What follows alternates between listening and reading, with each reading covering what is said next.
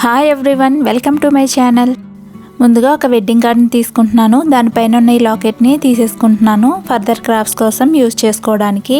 ఇప్పుడు wedding card open చేసుకొని లోపల ఉన్నదాన్ని తీసేసుకోవాలి. ఎక్స్ట్రా పార్ట్ని కూడా కట్ చేసుకోవాలి. లోపల పేర్లున్న కార్డు తీసేసుకొని పైది యూజ్ చేసుకోవాలి. ఇప్పుడు ఒక వైట్ పేపర్ని తీసుకొని వెడ్డింగ్ కార్డు ఉన్నంత సైజులో కట్ చేసుకోవాలి. ఇప్పుడు వెడ్డింగ్ కార్డ్కి ఫెవికాల్ అప్లై చేసుకొని ఈ వైట్ పేపర్ని అతికించేసుకోవాలి.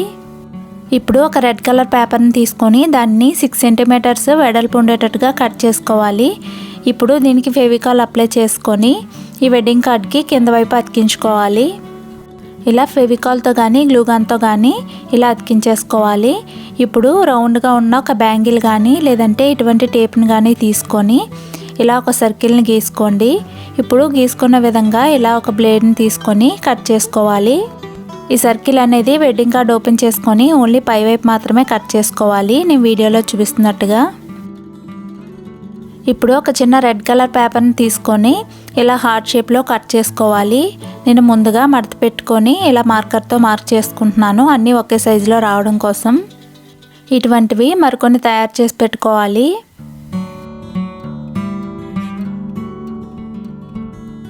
ఇలా మరికొన్ని కట్ చేసుకున్న తర్వాత ఈ సర్కిల్కి చుట్టూ ఒకే హైట్లో అతికించుకోవాలి.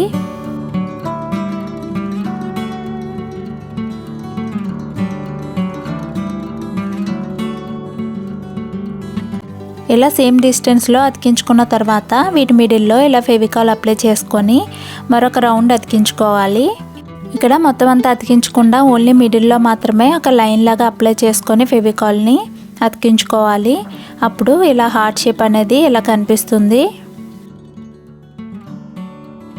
ఇలా తయారు చేసి పెట్టుకున్న తర్వాత ఒక బ్లాక్ కలర్ మార్కర్ని తీసుకొని ఇలా చిన్న చిన్న డాట్స్ పెట్టేసుకోవాలి. మనకి వైట్ కలర్లో ఎక్కడైతే కనిపిస్తుందో అది మొత్తం ఇలా డెకరేట్ చేసుకోవాలి. ఇప్పుడు ఒక పెన్సిల్ని తీసుకొని ఇలా మనం కట్ చేసుకునే ఈ సర్కిల్కి ఇలా మార్క్ చేసుకోవాలి. బ్యాక్ సైడ్ ఇలా మార్క్ చేసుకున్న తర్వాత ఈ సర్కిల్లో మనం ఏమైతే మెసేజ్ రాయాలనుకుంటున్నామో హ్యాపీ న్యూ ఇయర్ అని కానీ హ్యాపీ బర్త్డే కానీ మనం ఏం రాయాలనుకుంటున్నామో ఆ మెసేజ్ని ఇక్కడ రాసుకోవచ్చు.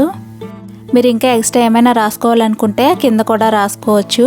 ఇప్పుడు మనం ఈ పెన్సిల్తో రాసుకున్నాం కదా, ఈ మెసేజ్ని ఇలా మార్కర్తో మనం హైలైట్ చేసుకోవాలి.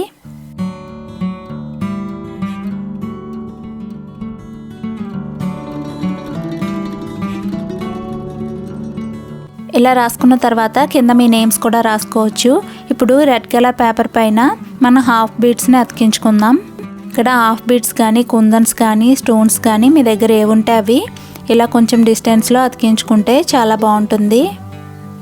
నా వీడియోస్ కనుక మీకు నచ్చినట్లయితే ప్లీజ్ లైక్ చేయండి, షేర్ చేయండి. మరిన్ని కొత్త వీడియోస్ కోసం నా ఛానల్ని సబ్స్క్రైబ్ చేసుకొని పక్కనే ఉన్న బెల్ ఐకాన్ని క్లిక్ చేయండి. దీని ఫైనల్ లుక్ ఎలా ఉందో చూసేయండి.